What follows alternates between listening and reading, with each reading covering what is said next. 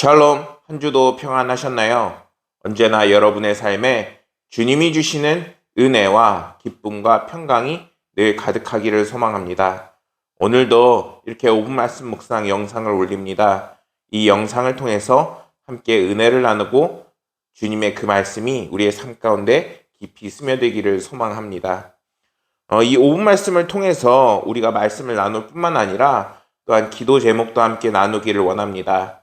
5분 말씀 묵상 영상을 다 마치고 나면은 제 이메일 주소가 뜨게 됩니다. 거기에 혹시 중보기도가 필요한 기도 제목, 또 이렇게 영상으로 함께 나누고 함께 기도받기를 원하는 기도 제목 있으시면은 꼭 보내주시길 바랍니다.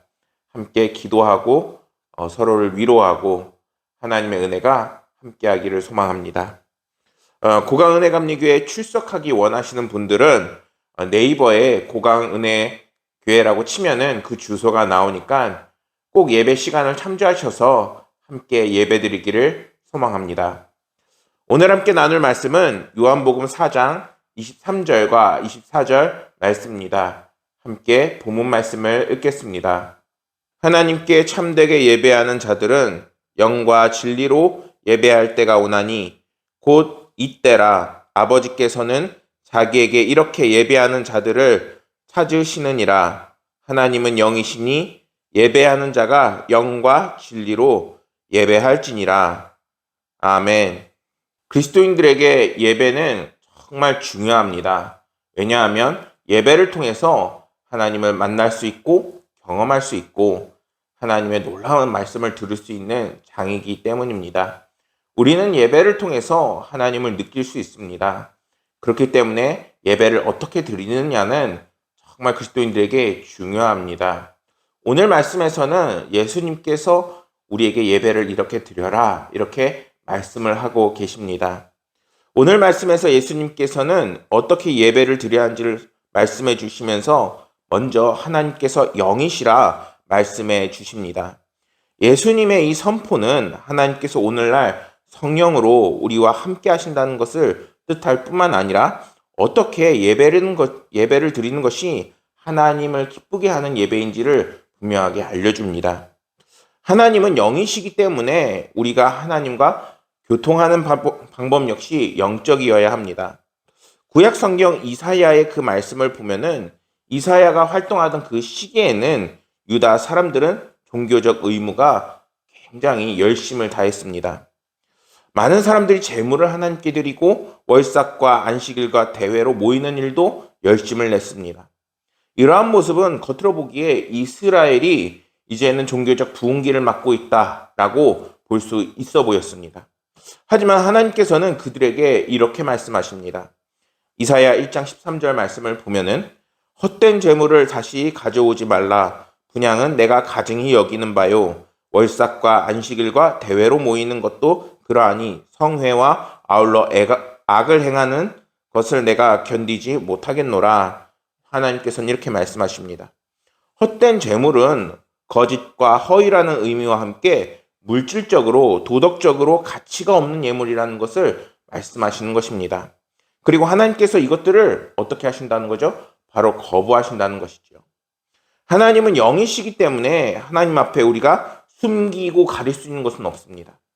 때문에 하나님께서는 형식적이고 겉으로 보이기만 하는 예배가 아니라 이제는 하나님 앞에 투명하고 진실되고 그리고 하나님 앞에 온전히 드리는 그 예배만을 받으신다는 것이죠. 그렇다면 하나님께서 기뻐 받으시는 예배는 어떤 예배일까요? 예수님 당시 유대인들은 하나님께서 기뻐하시는 예배를 드리지 못하는 그 이유가 이제는 예수 그리스도를 그들이 영접하지 못하고 그리고 예수 그리스도를 통해서 그분이 우리에게 제사장이 되어주시고 십자가의 그 사랑을 전혀 이해 못하는 그들의 모습으로 인해서 끊임없이 그동안 동물을 죽여서 드리는 그 제사만을 반복해서 드렸기 때문입니다. 주님은 우리를 향해서 먼저 신령으로 예배를 드려라 이렇게 오늘 말씀에서 알려주십니다. 이 표현은 성령이 원하시고 기뻐하신 대로 예배를 드려야 하는 것인가 라는 생각을 들게 하지만 그러한 뜻이 아니라 인간의 마음과 영혼과 중심을 보시는 주님이시기 때문에 하나님께 우리가 진실된 감사와 그리고 기도로 예배를 드려야 한다는 것입니다. 다음으로 하나님께서는 우리에게 진리로 예배를 드려라 이렇게 말씀하십니다. 이 진리는 하나님께서 말씀하시는 그 방법대로 예배를 드려라 라는 것입니다. 예수님께서는 21절에서 사마리아 여인에게 이렇게 말씀하시는데, 예수께서 이르시되 여자여 내 말을 믿으라. 이 산에서도 말고 예루살렘에서도 말고 너희가 아버지께 예배할 때가 이르리라. 이렇게 말씀하십니다.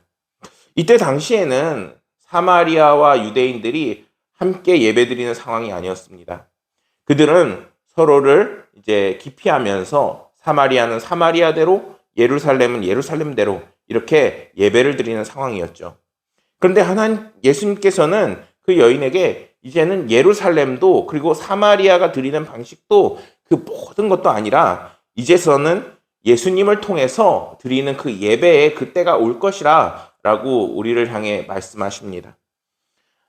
이제 우리가 진리로 예배를 드린다는 것은 이제는 예수 그리스도를 통해서 예배를 드린다는 것입니다. 그렇다면 오늘날 우리가 예수 그리스도를 통해서 어떻게 예배를 드리고 있나요? 바로 코로나가 심해지면서 우리가 온라인으로 이렇게 예배를 드릴 수 있고요. 그리고 또 교회를 통해서 예배를 드릴 수가 있습니다. 분명한 것은 교회는 이렇게 뭔가 모이는 장소는 아닙니다. 하나님께서 말씀하셨듯이 두세 사람이 모인 곳에 성령이 임한다 라고 말씀하신 것처럼 이제는 성령님이 함께 하시는 예배, 그리고 우리가 온 마음과 진정으로 드리는 예배가 되어야 하는 것입니다. 그런데 오늘날 우리가 이제 코로나가 여전히 남아있긴 하지만 위드 코로나가 되면서 마스크도 벗고 이제 좀 더 활동적으로 할 수 있는 상황이 되었습니다. 물론 온라인 예배가 여전히 남아있어야 하고 우리에게 필요하지만 분명한 것은 하나님께서는 우리가 이제 한 영혼 한 영혼이 교회의 지체이기 때문에 교회가 되기 위해서는 좀 더 모이고 예배드리기에 힘써야 한다는 것입니다. 그렇다면은 우리가 교회를 통해서 예수 그리스도를 통해서 예배를 드려야 한다면은 그 진리는 무엇이 되어야 할까요? 가능하면 이제는 예수 그리스도를 바라보는 공동체가 되어 함께 모이는 예배가 되어야 한다는 것입니다. 그리고 이어서 때가 오나니 곧 이때라 라고 성경은 말씀합니다.